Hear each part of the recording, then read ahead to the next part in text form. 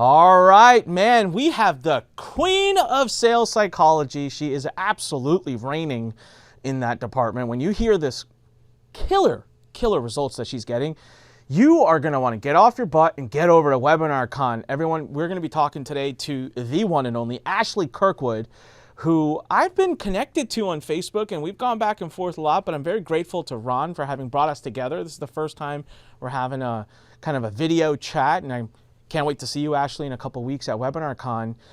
What's amazing is, and I've tracked your work, and I know you're very good at what you do, and I know you're very good at sales psychology. What I did not know is that you're the GOAT of it, and that you're like the queen of it, because Ron messaged me before this interview a few days ago, and he's like, hey, by the way, Ashley did an event with 200 people there, a live event, guys. So it's not a webinar, but imagine how much we could learn from the psychology she implements at a live event into a webinar. 200 people live and did $3.5 million in sales. Now, pause. I haven't confirmed that. I've not asked to see her financial records and all of that. Okay, so take this purely at face value of, hey, it worked, and there's some stuff for us to learn, but by no means are we trying to even nearly imply that that's the result you're going to get. She's been doing this for a very long time, and she's damn good at it, okay? And she has trust. She has an audience. She's earned that. But still, holy crap, I've done a lot of events. And I'm going to tell you, as much as it might hurt my ego, I don't think I've ever done an event where the per seat value is even close to that high. So that's not by chance. And by the way, she was telling me right before we started this interview that she's repeated this 5 times. The last 5 events, she's had the same per seat value. That means it's not by accident, but yet by design. And that's what she's going to be revealing at WebinarCon. Now, we only have a very little bit about a time left. Go to webinarcon.com. Guys, get your ticket. Or, hint, hint, I still have a special offer that I'm offering that's not published on the site. You have to message me, though, and you have to reach out to me. Here's the thing. It's not as good as it was a few weeks ago, but you were lazy and you did not move, so you will have to pay a penalty for that. But it's still a better offer than what's on the website. So reach out to me. Get there. I'm telling you, by far, the best speaker lineup we've ever had. This is going to be the best. I don't sit in rooms during the event, and I can't figure out if I even have enough time during this event to literally go take a break, because that's how powerful the speakers are. So Ashley, thank you first and foremost for taking time away from your family, your business, and everything that you already do to be at this event to serve the audience. I can't wait. You got to tell us a little bit about the background of this story. Like, that's an insane number to have. And then let's talk a little bit about some of the things that you've learned in live events that you feel can emulate over to webinars to really drastically increase conversions. Definitely. Yeah. So the event was amazing. It was our 9th Speak Your Way to Cash live event. And I will tell anyone listening to this that I have done a ton of virtual events. So all year we essentially do virtual events, and people buy like a program from us, which is teaching direct outreach sales, how to land large clients, corporate clients, and then they get a ticket to our live event. Well, I have not done anything virtually that comes close to emulating the level of community and trust and just energy that happens at a live in-person event. So I'm super excited to be coming to WebinarCon, and I think there's a lot of things transferably that can happen. The biggest driver, I think, of our conversion rate that's been consistent is community. And I believe there's 3 elements to what we call like our psychology of yes framework. And one is you have to develop someone's personal worth, you have to develop their business worth, and then you have to develop their community worth. And what I mean by personal worth is they have to believe that they're worth the investment, that they can actually do it. And then business worth is you're going to have to show them that their business is actually viable, meaning that whatever idea they have or whatever they're trying to explode can actually work in the current climate. And a lot of that is done with just statistics. So we're just showing them the business climate right now. And now we only work with experts. We predominantly work with licensed professionals. So I'm a former big law lawyer. I worked at Carlton and Ellis. I was doing about $300,000 before leaving to start my own business. So I couldn't start my business from the bottom. Like, I didn't have a lot of time to replace that salary. And so I started selling enterprise level contracts. So I was getting corporate speaking contracts, college speaking contracts, and I built up my own law firm that worked with small businesses. So a lot of my clients are similar to me, where they're licensed professionals. They got the degrees, they went to school, they're making great money in corporate, but They want to have a business. They don't feel fulfilled in corporate. And so our entire ecosystem really speaks heavily to that identity. So when it comes to personal worth, we really have to build them up, because in corporate, at least I felt like my voice didn't matter as much. Like I was typically the only woman of color. And even though I used my voice, like I was very comfortable just sharing my ideas, they weren't always given the same weight. And even though I still felt confident starting a business, a lot of people who have all these degrees and all this expertise don't feel as confident starting a business because they felt like their voice was discarded in corporate, even though they were doing well. So that personal worth piece is really important. And it's essentially having strategic mindset discussions, and we teach them how their brains work. We don't hide anything. We don't hide that we're selling. We don't hide the fact that it's going to take work. I never sell easy. So I know that's kind of contrary to what my former coaches, some of them have even told me, like, just tell them it'll be easy. And I'm like, they're smart. They know it won't be. School wasn't easy. The degree wasn't easy. The certificate wasn't easy. It wasn't easy to get barred. Like we're not afraid of hard, but we are afraid of the unknown. So the more transparent you are, I think the better, which I know is a bit of a different way to sell, because a lot of people are doing cloak and dagger. But I really think the more transparent you are about everything, the easier it is to sell. The more you tell them when you start, you're going to get a quick win, and then you're not going to make any money for 30 days. And you're going to feel like everything is falling apart. It's not. This is a part of the process. So we're very transparent. We share the good and the bad, and we just build up that personal worth, business worth. And then community worth is one that I don't hear people talk about a lot. That essentially means you don't just say, you're going to buy this thing. You say, you're going to join this community, and then you show them the identities of people in the community. You sell the allure of the community. So think about a country club. Why do people pay $50,000 as a buy-in to be a part of a club where all you do is pay more money? It's because of the elite nature of the club itself. All of us have communities, but a lot of us are not positioning them like elite communities. There is immense value to just being a part of a club and being accepted. It's why sororities do well. It's why churches are still thriving, and well, the best ones and the best sororities. So that's why the top of those communal groups are doing really well even today. It's because people want to be a part of something. So the more you can show that and prove that your community is the type of place where they're going to have belonging, acceptance, and be a part of an elite community, I think the better. You know, there's so much to take away from what you just said, Ashley. And like, I mean it. I cannot wait for your talk.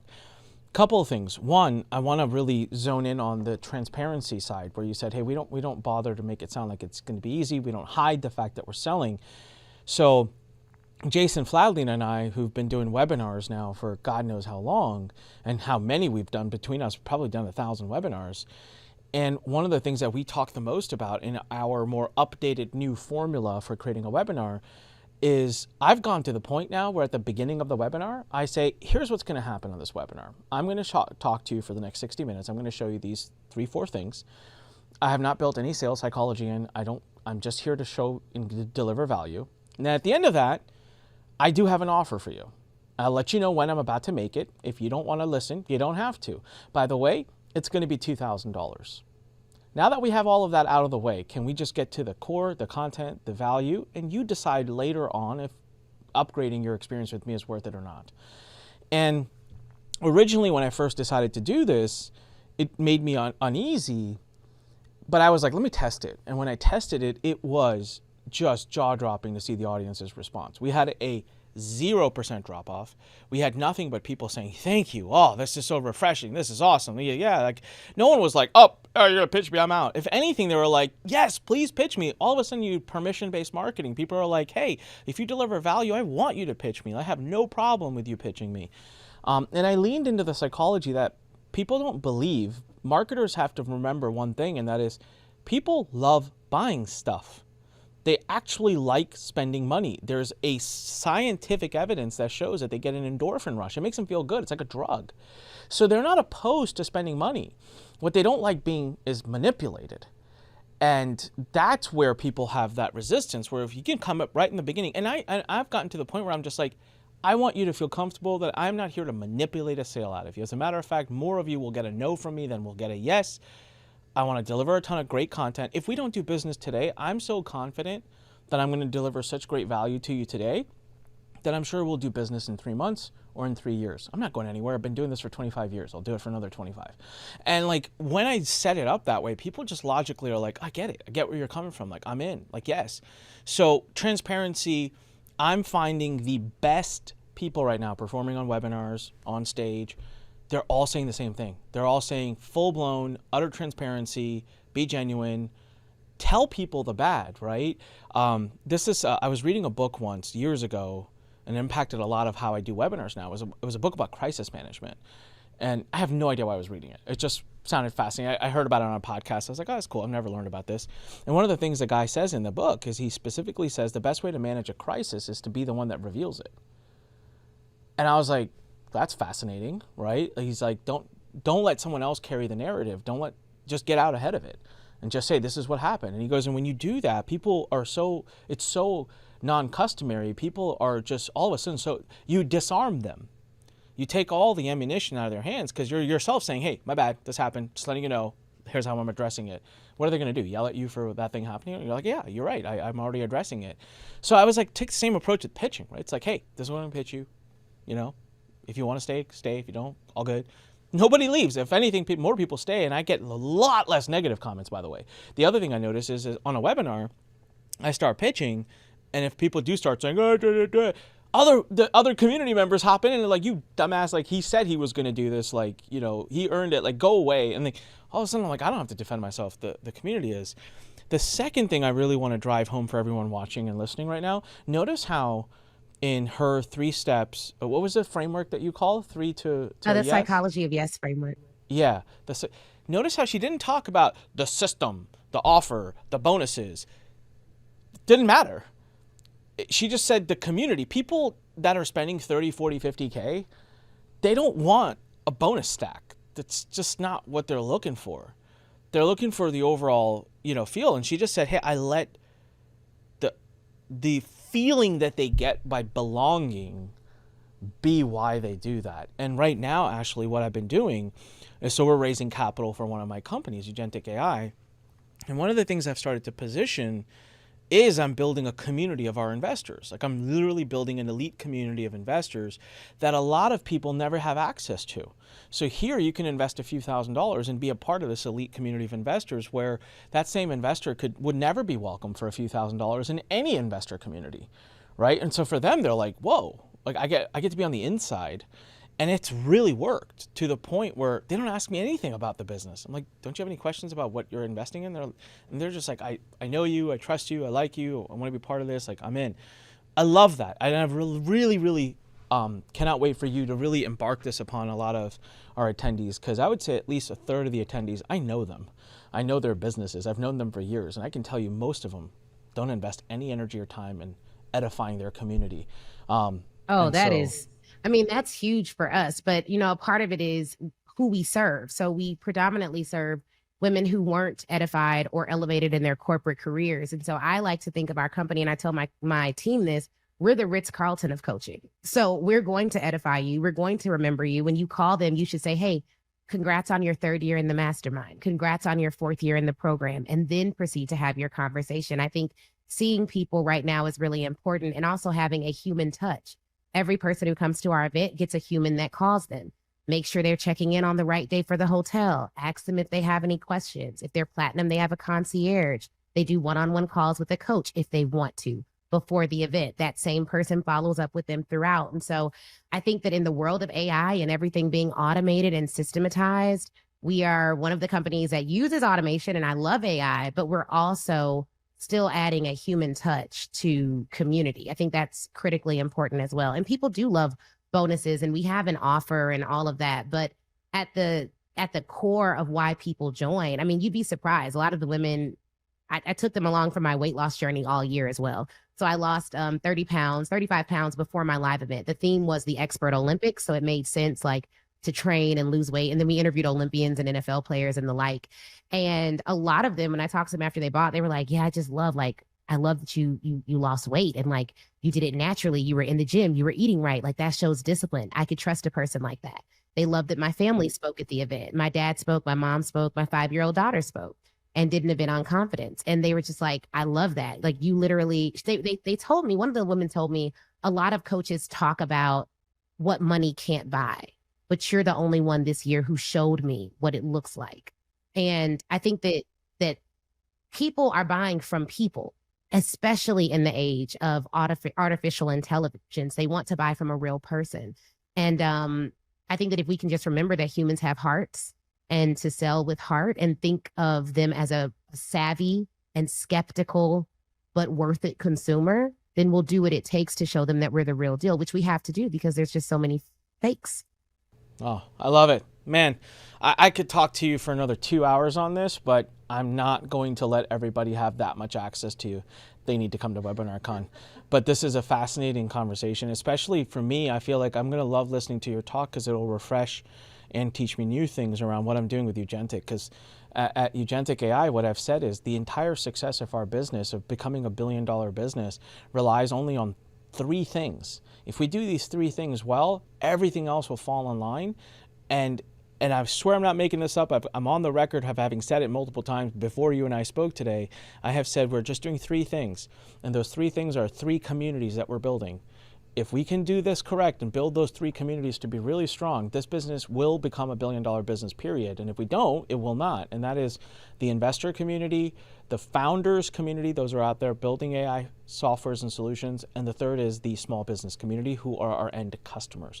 If we can do a great job in building 3 communities, those 3 communities will always be funded, we'll always have great companies to acquire and bring into our portfolio, and we'll always have a plethora of customers to buy our products. What else do you need as a business to succeed, right? The rest falls in line. So I love that you're going to really be teaching that. And I hope in your presentation, Ashley, and if it's not there, maybe you could put it in just for my benefit. I'd love for you to talk a little bit about the psychology of what you just mentioned. Your father spoke, your mom spoke, your 5-year-old spoke, the weight loss journey that you did. And the reason it sounds simple, but there's deep psychology there. I know that because you are really showing someone who you are, who they can be. People buy from coaches because they want to be like them, right? I know that in my life, I've heard that saying, separate the message from the messenger. And unfortunately, many times I've had to. But there are people that have practically changed my life from their books and their teachings. And then I got a chance to meet them, spend some time with them, and I never read another book or watched another video from them ever again because I just did not like them as a person. And I could no longer see myself learning from someone who I just did not like, right? And so that's so important. So the opposite, if you really, really like someone, you're probably going to give them money because you want to learn more about what makes them tick and how they do that. So I'm excited to see more about that. It's funny you mentioned the weight loss strategy, although maybe I don't have the kahunas to do that kind of accountability up front, although I need to. But at the last Ugentic AI Summit, I did like a special talk on the second day night that was called Lemonade. And it was something I really put my heart into. It was a kind of a one-man show. It was a little comedy, but more about my life story. And people loved it, and it was great. This coming year, now the expectations are even higher. Like, Anik, what are you going to do? You're going to do another one? And I'm like, yeah, I'm going to do something. But I just took away an idea from our conversation here, and that is, you know what I should do? So I'm going to start practicing it, and I'm actually going to work with a coach on my talk this time because I want it to be funnier, and I want it to be, like, I want to learn some new skills there. I think what I should do is like a series of showing people me going through that training and like little blips and little trailers and little clips building up for months to that moment where they then get to be in the room and see the byproduct. Like, that makes so much sense. It's a pre-launch. It's a pre-launch, right? Like, that's perfect. So thank you for that idea. All right, everybody. You got to come to WebinarCon. Heck, even if you just come and only watch Ashley's talk and leave, I promise you the entire ticket will be worth it. And if it's not, I'll refund you. Don't tell Ron I said that, but I'm telling you, I will refund you. If you come to this event and you don't think it was worth 10 times what you paid for it, I'll give you your money back. So 2 options. If you like paying more for things, that's awesome. We'll take your money. We'll love it. Go to webinarcon.com and buy yourself a ticket. If you want a special discount, you have to find me. That's the treasure hunt. You got to reach out to me. And I'll tell you, I'm very active on Facebook on DMs. That's your clue. All right. Ashley, thank you so much. I cannot wait to meet you here soon. Just so you know, this is by far the longest interview I've done. This is twice the length of any of the other interviews I've done. This is how fascinating this conversation was to me. So thank you for that. And to the rest of you, we'll see you at WebinarCon. Come hang out with Ashley, shake her hand, learn more from her. This is a very different kind of event. Our speakers don't just go hide afterwards. We don't have a green room. Everyone loves hanging out with everybody, and all of our speakers make themselves available in the past to be there and to talk to people and answer their questions live without charging thousands of dollars. You can't replicate that at any other event. And by the way, it's a couple hundred people. We keep the event small on purpose. We didn't run $1 in paid traffic for this because we keep this event intimate on purpose. That's by design, okay? So reach out to us. I'll see you at the event. Ashley, thank you so much. See you soon. To the rest of you, like I always say, when life pushes you, stand straight.